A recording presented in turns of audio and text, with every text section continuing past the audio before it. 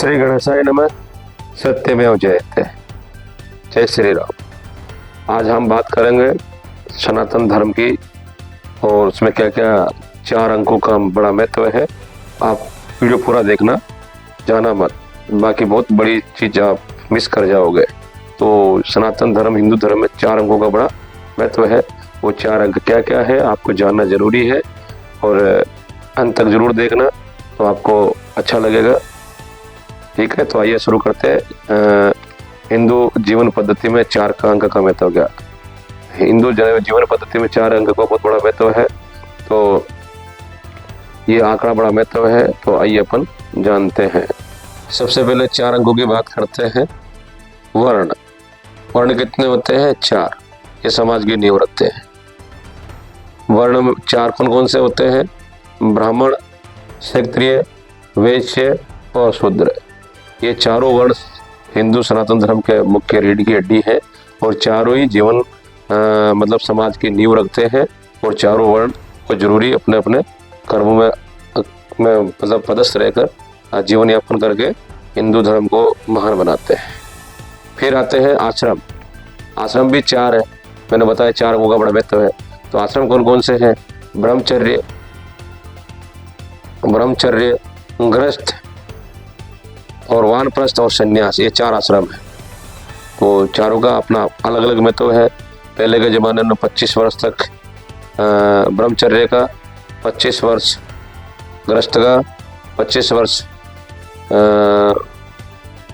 वानप्रस्थ का और 25 वर्ष सन्यास का। मतलब ये 100 वर्ष की पूर्ण आयु के अनुसार 4 इनका बड़ा महत्व बताया गया। पुरुषार्थ भी 4 होते हैं। जीवन का उद्देश्य जिसका अपन कहते हैं पुरुषार्थ, मतलब इनका मूल प्रेरणादायक जीवन का उद्देश्य है। तो धर्म, अर्थ, काम और मोक्ष, ये 4 पुरुषार्थ है। धर्म जीवन में सबसे पहले जरूरी है। अर्थ, पैसा भी जरूरी है। काम, कर्म भी बहुत जरूरी है। और मोक्ष, अंतिम कड़ी मोक्ष, जिसमें आप मोक्ष प्राप्त करने के लिए साधना करते हैं। तो ये इसमें भी 4 पुरुषार्थ माने गए हैं। बहुत ही महत्वपूर्ण विषय है। फिर आते हैं ऋण।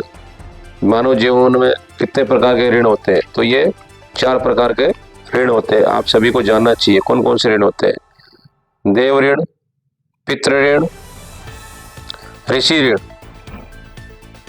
और समाज का ऋण। ये 4 ऋण, इसमें सामाजिक दायित्व होता है। ये 4 ऋण कौन कौन से हैं?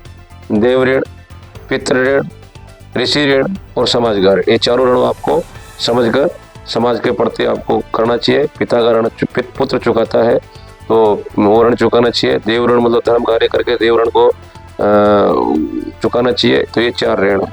अब आते हैं तीर्थ। तीर्थ भी 4 होते हैं। कौन कौन से इसमें स्थान का महत्व होता है? कौन से स्थान का क्या महत्व है? 4 तीर्थ होते हैं। तो तीर्थ ऋण में अर्थ तीर्थ, काम तीर्थ, धर्म तीर्थ और मोक्ष तीर्थ, ये 4 तीर्थ माने गए हैं। तो आप सभी को इनकी जानकारी होनी चाहिए।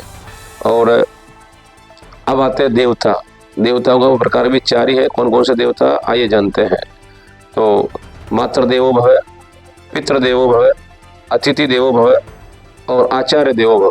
ये 4 को देवता माना गया। माता, पिता, गुरु और अतिथि, इन 4 को देवता माना गया है। माता पिता पहले गुरु, फिर आचार्य, फिर अतिथि, फिर देव, ये 4 गुरु माने गए हैं। तो ये मुख्य आपके 4, इनमें भी 4 का आंकड़ा है जो बहुत ही महत्वपूर्ण है। हिंदू धर्म में, सनातन धर्म, वैदिक धर्म में 4 धाम है। 4 धाम कौन कौन से हैं आपको जानना जरूरी है। बद्रीनाथ धाम, द्वारकाधीश धाम, जगन्नाथ धाम, रामेश्वरम धाम। ये 4 ही धाम है और 4 ही दिशाओं में। अभी इसमें भी 4 का आंकड़ा है और 4 दिशा होती है, पूर्व, पश्चिम, उत्तर और दक्षिण। और 4 दिशा में 4 धाम है। पूर्व में जगन्नाथ धाम, पश्चिम में द्वारका धाम, उत्तर में बद्रीनाथ धाम और दक्षिण में रामेश्वर धाम। ये तो 4 का बड़ा महत्व है, ये आपको समझना चाहिए। जीवन में 4 गुण होते हैं, विवेक, न्याय, संयम और साहस। इसमें भी 4 का आंकड़ा है। ये सनातन धर्म का 4 का आंकड़ा बड़ा महत्वपूर्ण है, इनको आपको समझना चाहिए। तो अब हिंदू धर्म में बात करते हैं हम 16 संस्कारों की। जो 16 संस्कार जन्म से मरण तक जो माने गए हैं वो 16 संस्कार कौन कौन से आपको जानना चाहिए।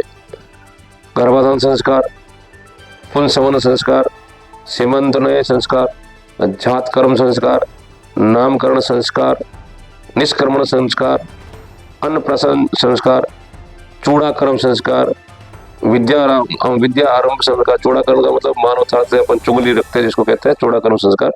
विद्या आरंभ संस्कार, कर्णवेद, कान छिदाने का भी संस्कार होता है। कर्णवेद संस्कार, यज्ञोपवीत, यज्ञोपवीत यानी जनेऊ धारण करने का भी संस्कार। यज्ञोपवीत संस्कार, वेदारंभ संस्कार, केशांत संस्कार, सीमंत संस्कार और विवाह संस्कार और अंत में है अंत्येष्टि संस्कार। ये 16 संस्कार हिंदू धर्म सनातन धर्म के मुख्य माने गए हैं, जिसमें आधे संस्कार लोग भूलते जा रहे हैं। अपने बच्चों को जानकारी देनी चाहिए। तो आपको ये वीडियो कैसा लगे, अच्छा लगे तो कमेंट करना, आगे शेयर करना और अपने अपने विचार जरूर रखना, तब मानूंगा कि भाई आपने वीडियो देखा है, सनातन के प्रति आपकी श्रद्धा है। जय हिंद, जय भारत, जय श्री राम।